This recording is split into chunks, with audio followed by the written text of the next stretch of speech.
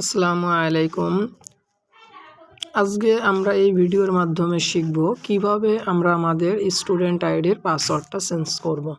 তো এটার জন্য সর্বপ্রথম আমাদের যে স্টুডেন্ট আইডি আছে, আমাদের স্টুডেন্ট আইডিটা আমাদের লগ ইন করে নিতে হবে। তো আমি চলে আসলাম ক্রোম ব্রাউজারে এবং আমার স্টুডেন্ট আইডিটা আমি এইখান থেকে লগ ইন করে নিব। তো আমি এইখানে আমার আইডির নাম্বার এবং পাসওয়ার্ড দিয়ে সাইন ইন করলে কিন্তু আমার অ্যাকাউন্টটা লগ ইন হয়ে গেছে, দেখতে পাচ্ছেন। তো পাসওয়ার্ড চেঞ্জ করার জন্য এইখানে আপনারা ডান পাশ উপরে একটা মাই প্রোফাইল নামে অপশান পাবেন, এখানে ক্লিক করতে হবে।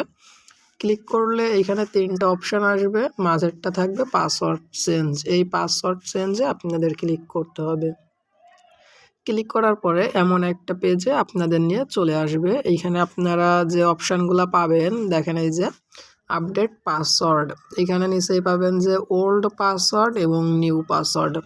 তো এই যে ওল্ড পাসওয়ার্ড আছে, ওল্ড পাসওয়ার্ডের এইখানে আপনার যে পাসওয়ার্ডটা বর্তমান টাইমে আছে সেই পাসওয়ার্ডটা দিতে হবে।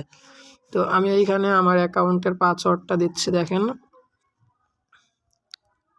আচ্ছা, পাসওয়ার্ড দেওয়ার পরে নিচেই নিউ পাসওয়ার্ডে আমরা একটা নতুন পাসওয়ার্ড দিব, মানে যে পাসওয়ার্ডটা আমরা ব্যতীত কেউ জানবে না।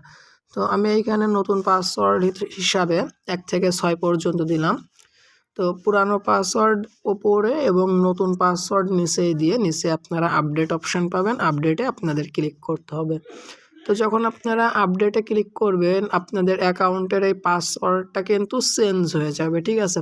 তো চেঞ্জ হয়ে যাওয়ার পরে আপনারা পরবর্তী টাইম থেকে যখন আপনাদের আইডিটা লগ ইন করবেন, তখন কিন্তু পুরানো পাসওয়ার্ড দিলে আর লগ ইন হবে না। দেখেন আমি এখানে দেখাচ্ছি। তো আমি আমার নাম্বার এবং সেই পুরানো পাসওয়ার্ড আছে, দেখেন লগ ইন হচ্ছে না, কিন্তু নিচে এইখানে আমার লালে কিছু লেখা আসছে। তো পাসওয়ার্ড চেঞ্জ করার পরে আমরা কিভাবে আইডি লগ ইন করবো, আমাদের যে নাম্বারে অ্যাকাউন্ট খোলা আছে আমরা সেই নাম্বারটা এখানে দিয়ে দিব। আর নাম্বার দেওয়ার পরে আমরা পাসওয়ার্ড চেঞ্জ করার সময় নিউ পাসওয়ার্ডে আমরা যে পাসওয়ার্ড দিয়েছিলাম 1 থেকে 6 পর্যন্ত, সেই পাসওয়ার্ড দিয়ে সাইন ইন করতে হবে। মোট কথা, একবার যদি আপনারা পাসওয়ার্ড চেঞ্জ করেন তাহলে কিন্তু পরবর্তী টাইম থেকে কি করতে হবে, পাসওয়ার্ড চেঞ্জ করার পরে নিউ পাসওয়ার্ডে যে পাসওয়ার্ড দিবেন সেই পাসওয়ার্ড দিয়ে আপনাদেরকে আপনাদের আইডি লগ ইন করতে হবে। Thank you.